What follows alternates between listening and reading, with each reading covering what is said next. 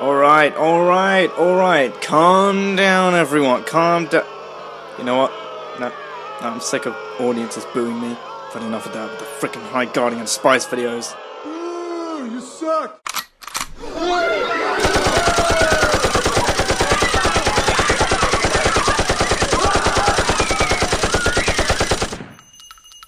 No, by all means, do continue complaining. No? We all done? We're gonna be smart about things now? Great. Right. With that being said, hello everyone, Amazing Gamer111 here, welcoming you back to the Top 10 series. Oh yeah, I know, Top 10s aren't supposed to be the norm, and I know I said I'd only do it once, and then the second time I said that was the last one, but this is the last one, I promise. We've covered my favourite childhood TV shows, we covered my favourite childhood video games, now we're gonna end it all off with the longest one yet. My top 10 favourite childhood movies. The big productions, the millions of dollars spewed into big budget cinematic releases. But which 10 were my favourite as a little itty bitty babu? Let's find out. Roll the intro.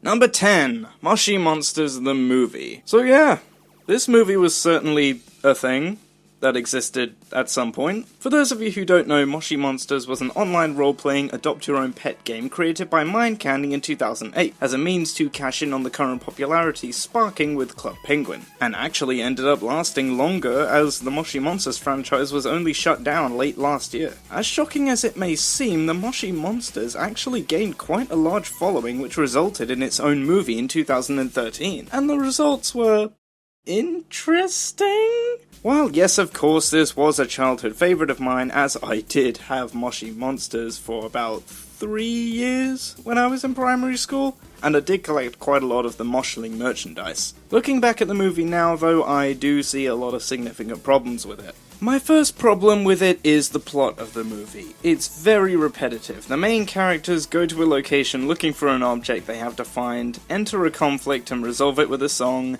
then the villain tells them what they need to collect next, and the cycle repeats itself until the final act. As for the characters, they're pretty hit and miss. First you have Katsuma, a self-centered guy hungry for fame, who's always looking to be in the spotlight and try to act like the hero of the tale, when in actuality he's just so annoying in this movie. He's like that one friend you have that straight up insults you and then says, "Oh, I'm sorry, I'm joking, I know I'm nasty." Like, that suddenly makes it okay. Poppet isn't really anything special either. She's some sort of happy-go-lucky puppy thing that's a cat as well. I don't freaking know. That tries to set Katsuma's character straight, but ends up failing due to his own incompetence. Yay, I'm so invested in these characters. Then we have the rest of the main 6. No, not those ones. Who take more of a side character role in the film. Zoma, who plays electric guitar, like a rock band member. Diavolo, the walking volcano, literally in this case, who's pretty easily pissed off. Lovely, who's pretty much Rarity from My Little Pony, but not a pony.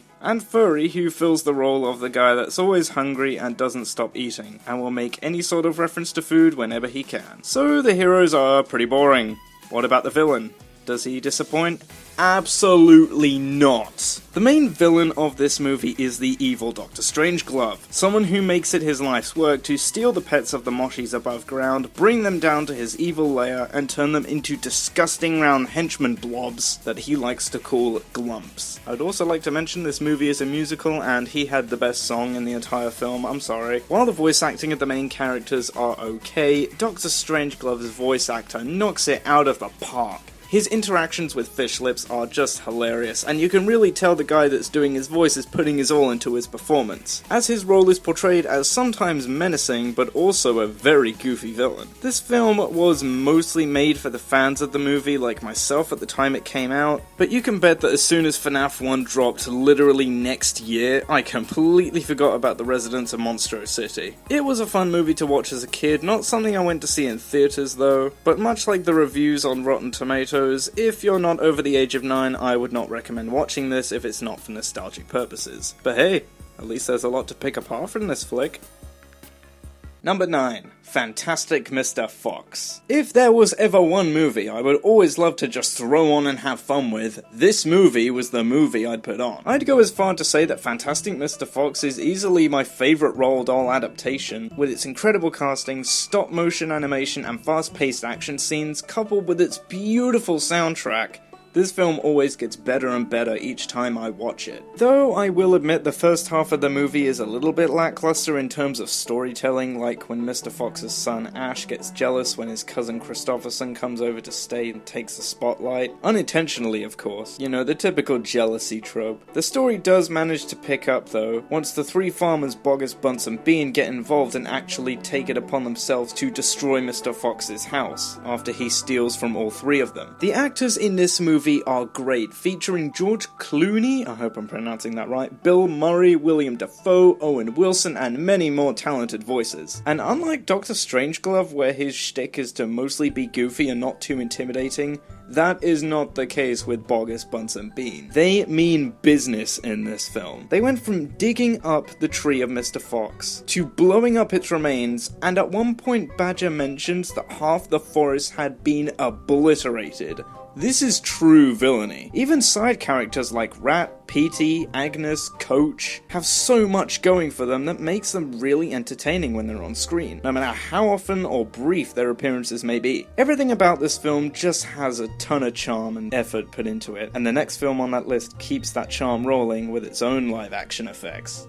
Number 8. Jurassic Park. Steven Spielberg has made some absolutely mind-blowing films in his time, but in my opinion none of them have been any better than the dino-rampaging survival adventure film that is Jurassic Park. When a man by the name of John Hammond creates a whole park of living dinosaurs, accomplished this by bringing them back to life by extracting dinosaur DNA from mosquitoes trapped in tree sap, all is going well, but he needs two scientists by the name of Dr. Grant and Dr. Sattler to convince his lawyers that the park is safe to be opened. However, on the night they visit the park, there is an unfortunate power outage and a storm, and just like that, all hell breaks loose. What follows is an action-packed survival adventure film filled with both fortunate and unfortunate deaths, and beautiful displays of puppetry. If you think the puppetry on these dinosaurs look good, just wait until you see what I have further down the list. Undoubtedly, the greatest part of this movie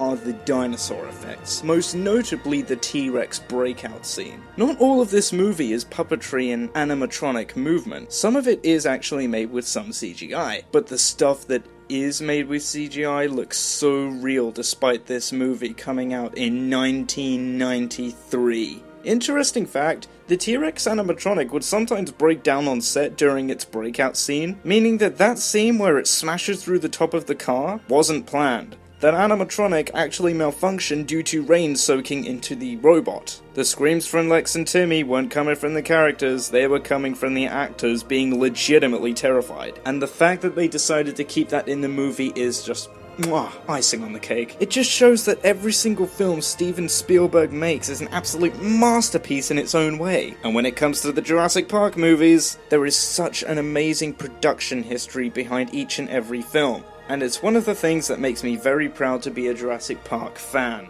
no matter how crappy the next two films in the franchise actually ended up being. But hey, at least the Jurassic World films are fun. Also, I'm going to see the third one this year. Can't wait! Number 7. Monty Python and the Holy Grail. Not many people know this, but growing up I was one of the biggest fans of this movie. This film takes the classic tale of King Arthur and put an amazing spin on it. This movie and its story may be completely stupid, but it's a film that knows it's stupid. It's a film that's clearly not meant to be taken seriously. So what's the main story? Well, there's King Arthur and his band of knights making their way to Camelot to become knights of the Round Table.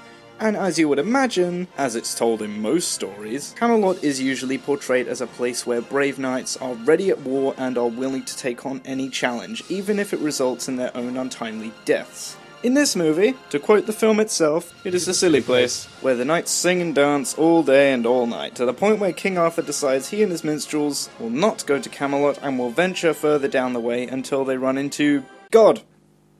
Why not? Who sends them on a quest to find the Holy Grail, and it's from this point on the story really begins to pick up, as the first half of the movie is just Arthur gathering new knights to join along on the ride, which leads, honestly, to the best scene in the movie, at the French castle.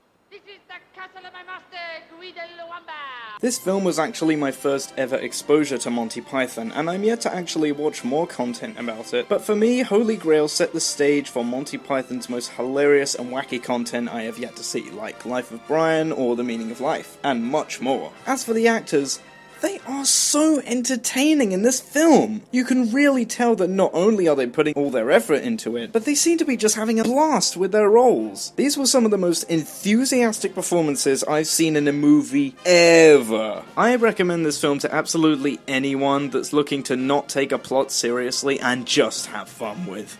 Number 6. The Harry Hill Movie. For those of you who don't know, Harry Hill was once a British television phenomenon, being the star of Harry Hill's TV Burp and the narrator for You've Been Framed, with appearances and mentions in other media here and there too. And in 2013 was the release of the first and only cinematic production, The Harry Hill Movie. And even though it got completely hammered by every critic that watched the production, and was also hated by the general public, I can't get enough of this movie. This is also obviously another film that isn't supposed to be taken seriously. I don't think this film was made to make masses of money and have many sequels. I don't even think it was made just for the general American audience, because that's not where Harry Hill was the most successful. This film does not carry out any sort of American comedy. Heck, it doesn't even carry out your traditional British comedy. I personally don't see this as a movie that's supposed to appeal to anyone outside the Harry Hill fanbase. This was a movie for the Harry Hill fans. And that point is really showing, because most of the things in this movie definitely seem like the kind of joke Harry Hill would make. The entire film oozes that Harry Hill feeling. The main plot is that Harry's hamster Abu only has 1 week to live due to an awful sickness. So Harry and his nan plan to spend the week at Blackpool to give him the best week of his life. Meanwhile, Harry's evil twin Otto has a scheme to send his henchmen to steal Abu so he can put him in a plastination process and make him a special asset to his own little world. The real reason Otto isn't with Harry and his nan is because they abandoned him, leaving Otto to live with a family of Alsatians as a child, and has been plotting his revenge against Harry ever since. Harry always got everything he wanted, and Otto was left behind with nothing. The wacky hijinks that go on through the film, again, are not meant to be taken seriously. This is a Harry Hill film. Everything he does on normal TV is done for a laugh, so naturally this film is going to follow in the same footsteps. Even as a kid, I knew this movie wasn't perfect. I knew that it wasn't really that funny, but I was still able to enjoy it because I was a massive fan of Harry Hill as a kid. I think I have my nan and granddad to thank for that, since they got me into stuff like TV Burp and You've Been Framed in the first place. And I actually managed to find a clip of my cousins being on You've Been Framed as well. I'll play it right now, actually. How have you made your sandpit? I made it like a shark. Funny looking shark. Yeah, what's it got on it? 89 shells. That's never 89 shells, it's about 15. Which is your favourite? What's your favourite shell? Uh-oh, here comes Roy Scheider. Doesn't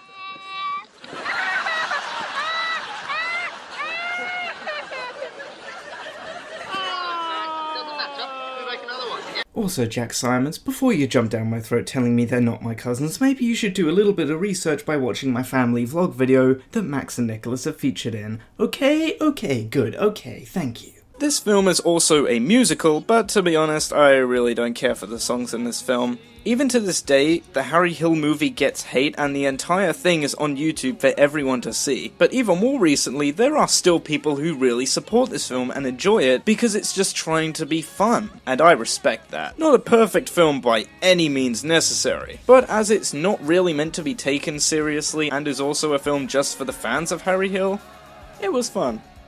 Number 5. Hoodwinked. This is a movie I would definitely call a cult classic and an underrated hit without question. The actors do an amazing job, the story is pure genius, and the characters are completely unforgettable. When it comes to the animation, however, yikes. I think Electric Dragon 505 put it best when he said the following. I always consider Hoodwinked as the best animated film with the worst animation.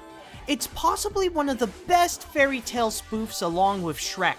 But what's incredible is that despite the looks of this film and its budget of less than $8 million US, it got a shockingly incredible return of, okay, you ready for this? $110 million worldwide. That ratio is insane! But let's hop into the story. On the cover it looks like your traditional low-budget cash grab you find in the bargain bin at a car wash. But the interior could not be any more different than that. Well, yes, at the first minute, the story is the traditional Red Riding Hood tale. But as soon as the wolf dressed up as his grandma steps up to take Red Riding Hood down, something incredibly bizarre happens. Riding Hood's grandmother hops out of the closet completely tied up, and an axeman smashes through the window, shaking his axe around like a maniac. And then, the screen cuts to black. A moment of silence passes, and we soon cut to the Red Riding Hood household at night. Only the scene is sealed off from the public by police, sirens are going off, and the music becomes extremely dramatic. What a way to start a fairy tale spoof film. The movie turns from a simple low-budget kids cartoon into a hilarious mystery comedy about each and every one of the suspects telling their side of the story, leading up to what happened at the house early with all the unexplained craziness the intro presented. And in case you were wondering, no, the sequel does not follow up on anything amazing from the first film.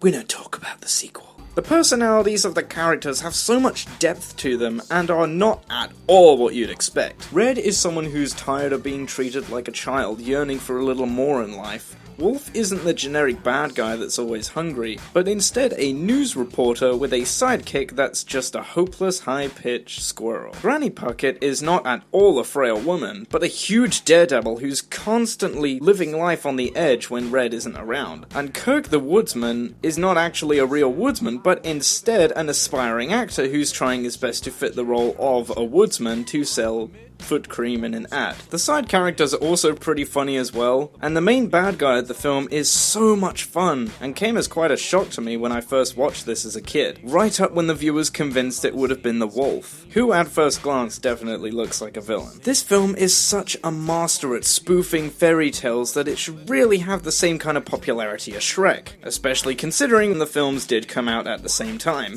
If you haven't seen this movie yet, I beg you give it a chance. It might just surprise you. As the old saying goes, and as it's said at the beginning of the film, never judge a book by its cover. Number 4. The Pirates in an Adventure with Scientists. Yes, I'm familiar with its alternate name in other regions, but just bear with me. I take pride in watching all of the Aardman productions, but this movie was always the one that stood out the most to me. The plot of this film is that there's a captain of a pirate crew by the name of the Pirate Captain, played by Hugh Grant, which by the way delivers a stellar performance, and wants to enter the Pirate of the Year awards, but every time he attempts to, is always mocked for never being successful in his endeavours. But when he bumps into a scientist by the name of Charles Darwin, he tells the pirate captain that his parrot Polly is actually a dodo. He tells him that if he could show Polly off in a science competition in London, she'd be a shoo-in for the top prize, and once they've won the scientist competition, it turns out that they end up meeting Queen Victoria, who intends to steal Polly and serve her up as a main course dish on her flagship with leaders from all around the world joining in on the feast. The stop motion animation is always such eye candy for me, it's something I never get tired of. The comedy is absolutely amazing, as always with Aardman's films. Their humour is always worth a chuckle, and so are the actors. All of which make the crew feel so real, and not to mention the set pieces, especially the night scenes in London. It's gloomy, it's a little foggy, and of course, as England in real life is wet, wet, wet. It's something I really appreciate in these stop motion pieces. The sets are just so wow! Okay, I'm getting carried away here, but you get the idea. This is an absolute must-see for people who are fans of action, comedy, stop motion, and most importantly, pirates. Number 3.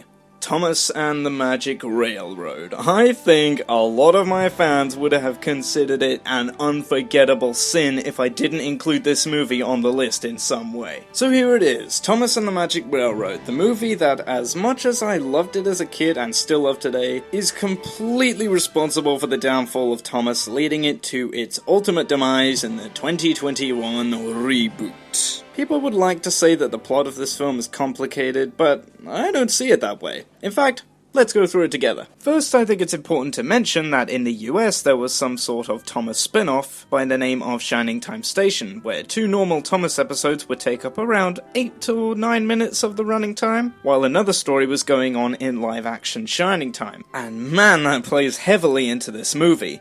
The movie starts by introducing the island of Sodor and all the engines that work there, until an evil diesel by the name of Diesel 10 storms into the story, claiming he has unfinished business to destroy a legendary lost steam engine that gives all of the steam engines the ability to live. Those are some high stakes for Thomas's first movie, but I'll take it.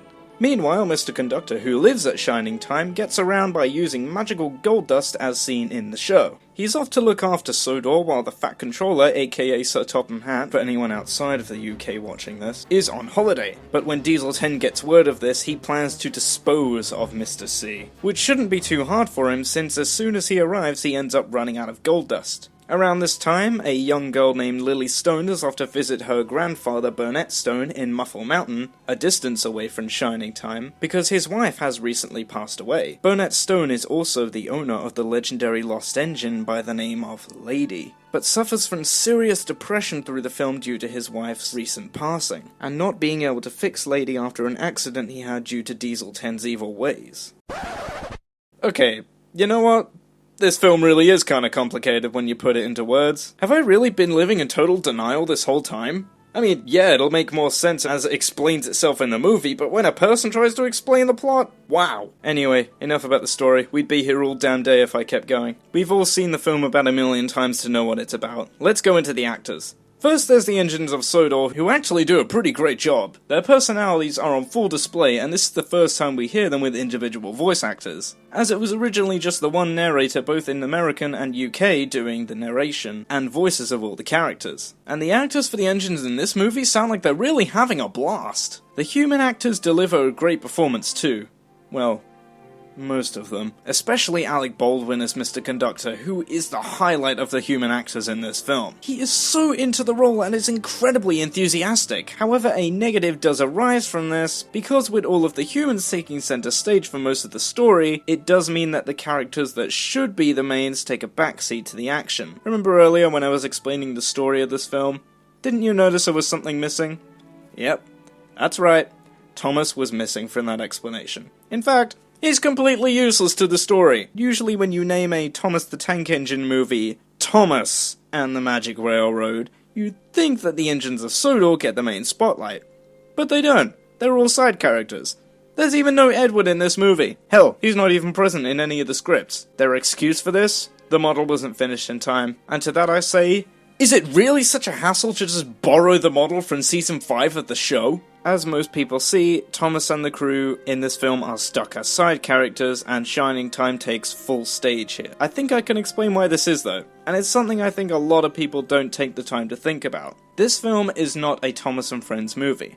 This is a Shining Time movie. I've actually seen a few episodes of the Shining Time TV show on YouTube that could confirm this theory. While yes, literally every episode of Shining Time Station has Thomas plastered on the front, the show isn't about him, nor the engines of Sodor. In the Shining Time show, the majority of the episode is about the human characters of the station, and Thomas stories take up a very small segment of each episode. Such is the case with Thomas and the Magic Railroad as well. Not to mention that the events of Shining Time aren't canon to the main show, and this movie isn't canon to the Thomas show, so there's even more evidence that this is a Shining Time movie. Okay, now that we have that argument out of the way, let's talk about the sets for this film.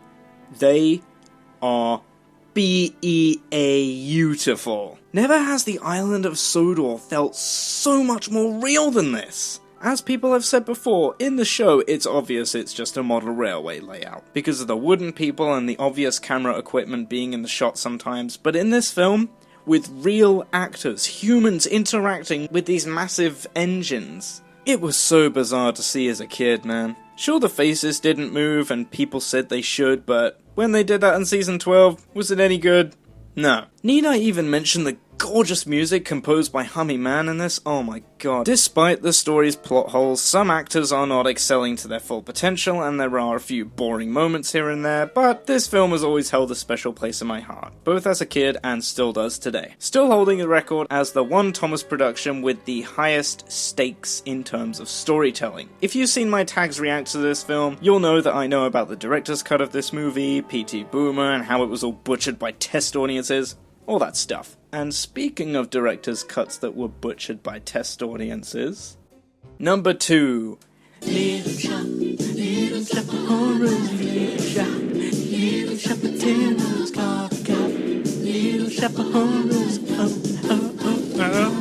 I just love this movie so much! If you ever asked me if there was an alien invasion movie that handled the concept perfectly, I would point you towards this movie in an instant. Little Shop of Horrors is what I would class as a complete cinematic masterpiece in music, characters, scene building, tension, comedy, and horror. The main plot of this film centers around a small flower shop in the town of Skid Row, ran by a man named Mr. Mushnick, assisted by his soon-to-be adopted son, Seymour Krelborn, and Audrey, a woman who is often pushed around and beaten by her sadist boyfriend. Unfortunately for these three characters, the flower shop they work in is doing completely terribly financially, right up to the point where Mushnick threatens to shut the place down due to lack of income. However, Seymour brings in a new plant breed that he's never seen before, Audrey 2 as he's named it, and it attracts attention, making the shop more profitable. But with this comes a price.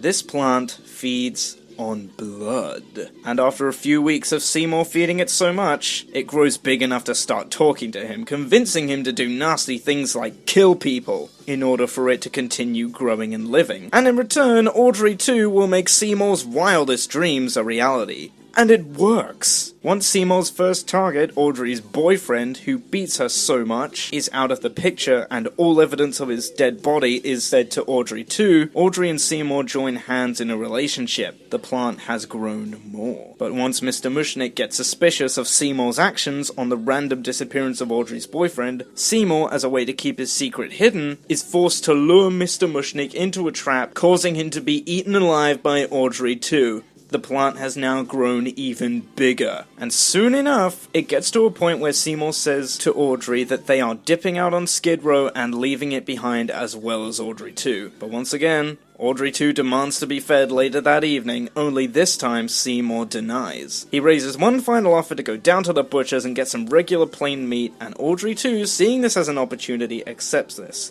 And Seymour unknowingly falls into Audrey 2's trap. Once Seymour leaves, Audrey 2 ends up calling Audrey, lures her over to the shop, and attempts to chow down on her while Seymour's back is turned, only to have him bust in on the scene just in time to save Audrey. However, the injuries end up becoming so severe that she perishes shortly after she's saved. Her final wish is to be eaten by the plant so she can finally be somewhere that's green, and that Seymour can continue to live a life of fame and fortune. Thus, Audrey is fed to Audrey 2, with honestly the greatest piece of music I've ever heard in a movie. And just afterwards, Seymour leaves the building as attempts to actually commit suicide because he is completely disgusted with himself that he has let the plant problem get this far. However, before jumping, a marketing representative shows up telling him that they can work together to sell Audrey 2s to the whole planet. Then it clicks. This was Audrey 2's plan from day one. Seymour, being infuriated by this, runs back into the shop to stamp his foot down and shut off the entire deal. Unfortunately for him though, Audrey 2 doesn't really see eye to eye with this, which leads to it destroying the building, taking Seymour into its vines, and teaching him the harsh lesson that you can't make a deal with the devil and expect the devil not to collect.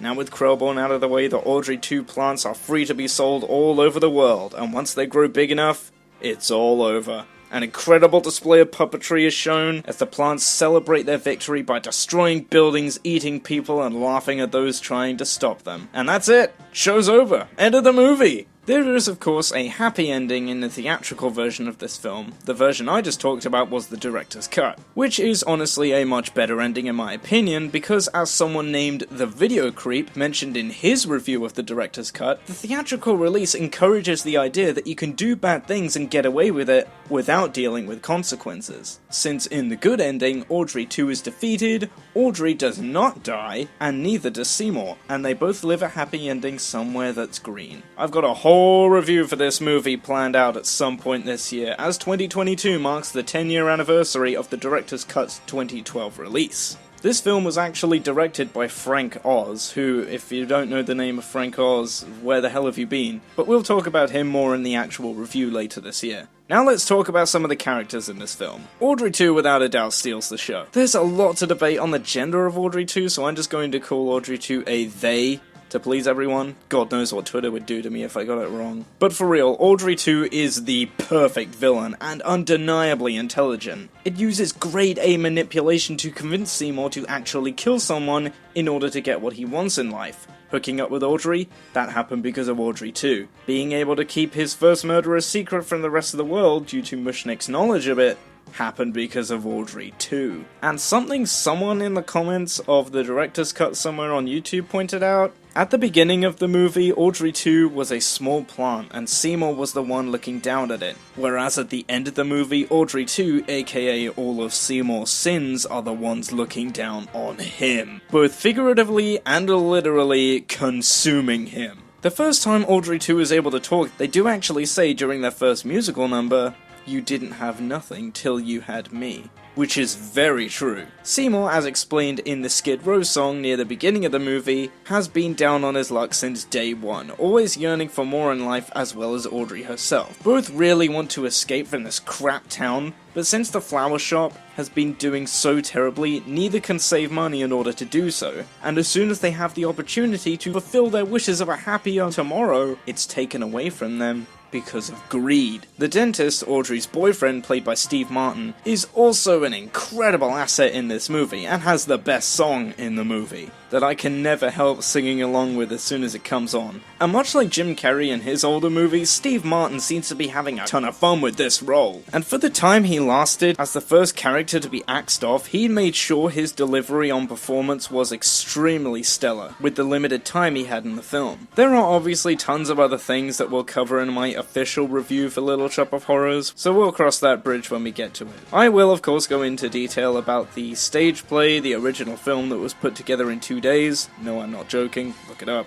the music, all that jazz in the review. An awesome movie nonetheless, and if you haven't seen it yet, I highly recommend you watch this musical, whether it's the theatrical cut or the more darker edge director's cut. For now though, let's move into number 1. Number 1, WreckIt Ralph. Yep, a video game movie. Who could have guessed? This is also the only movie on this list that I actually went to see in theaters, expecting to see a massive crossover video game movie, and I am so glad this is not what I got. What I got instead was a roller coaster of action, world building, and racing, oh hell yeah! Being a huge fan of Mario Kart, and being the king of Mario Kart Wii by the time the trailer had dropped, was really welcome for me, as I had only just began being a gamer. So let's hop into the story, shall we? The plot is about a bad guy named Ralph from a video game called Fix-It Felix, who doesn't feel appreciated by the residents of his game or by anyone else in the arcade gaming world he lives in, and claims he's going to prove himself by winning a medal, only to immediately realise that he has no way of being able to do this, until he runs into a Call of Duty-like soldier character from a game called Heroes Duty, the new FPS game that was recently plugged in, and the soldier tells him that by winning a game of Heroes Duty the player earns a medal. After Ralph hears this, he sneaks into the game by abandoning his own to grab a medal. Only when he acquires the medal, Ralph steps on an enemy bug's egg, and when it hatches, the bug attacks him, causing Ralph to accidentally activate an escape pod, shooting him all over Hero's Duty, right out of the arcade game, and into another. Sugar Rush, a Mario Kart-like candy racing game. When the escape pod crashes, shooting Ralph and the enemy bug out of the rocket and the bug drowns in the swamps below, Ralph attempts to retrieve his medal from the top of the candy cane tree. However, this is where he meets a little girl by the name of Vanellope who steals Ralph's medal and uses it to enter a big race going on soon in Sugar Rush. The other racers don't take too kindly to this though, and Ralph sees the situation she has with the rest of Sugar Rush. And so he and Vanellope agree that if Ralph is able to help her make a cart, then she will win the race and give him back his medal. The villain of the movie is the leader of Sugar Rush named King Candy, who is in actuality a legendary character from the arcade by the name of Turbo, who abandoned his own game and tried to take over a different one due to jealousy. The reason he's trying to stop Vanellope from racing is because if she wins, he'll be erased and the effects of the memories he locked away and his actions of ripping out the code of Vanellope will all be reversed. I really don't want to spoil anymore because this is seriously a really fun watch. The advertising took a risk by marketing it as a crossover film by throwing in Cubert, Sonic, Bowser, Pac-Man, and many others in the trailers, but I'll say that that risk paid off quite well. When it comes to the second movie, however, I went to see that in theaters too, but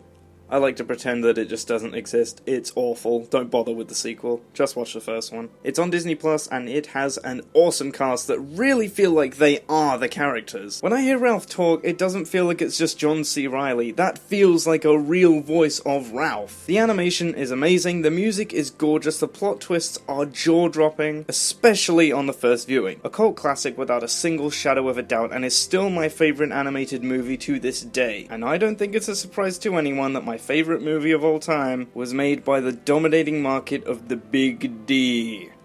And Pixar, of course. And there we go, those are my top 10 favourite childhood movies, ladies and gentlemen. The trilogy is complete. Finally, you have them all. If you guys want to let me know what your favourite childhood movies were, then let me know in the comments below. I'm interested to see what you liked as kids. My childhood with TV shows, games, and movies was just a wicked one, man. I was so happy to grow up with the movies, games, and shows I watched. I will say definitely in the case of this video that since Little Shop of Horrors as the number 2 spot is a live action film and WreckIt Ralph as number 1, I guess you could say Little Shop of Horrors is my all-time favourite live action film and from childhood as well, and WreckIt Ralph is my all-time favourite animated movie, also from present day and childhood. But I suppose that's gonna be it from the top 10s, folks. The Watch Mojo clickbait concept is finally at its end. I should also mention this is the final video that's going to go up before I go on break for a while, because I'm going to be moving house, getting a job, and also working on some projects behind the scenes without the looming pressure of being online all the time. So I'm going to try and take life a little easier from here on out, but I don't really know when I'm going to return, probably in the next month or so, I'm not really sure. Somewhere around late April, I hope. But until then, folks, this is the Amazing Gamer111 signing off. Hope you all enjoyed, and I'll see you when I return. Goodbye.